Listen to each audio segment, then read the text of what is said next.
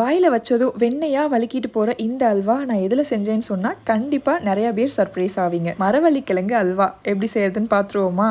இதை உங்களுக்கு பிடிச்சவங்களுக்கு செஞ்சு கொடுத்துட்டு அதுக்கப்புறமா இதை நீங்க மரவள்ளிக்கிழங்குல தான் செஞ்சேன்னு சொல்லுங்க, நம்பவே மாட்டாங்க. திருநெல்வேலி அல்வாக்கே டஃப் கொடுப்பான் இவன். ஒரு மிக்சர் ஜாரில் 1 கப் துருவின மரவள்ளிக்கிழங்கு ஆட் பண்ணிக்கோங்க. அது கூடவே 1 கப் தண்ணி சேர்த்துட்டு நல்லா ஃபைன் பேஸ்ட்டாக அரைச்சிக்கோங்க.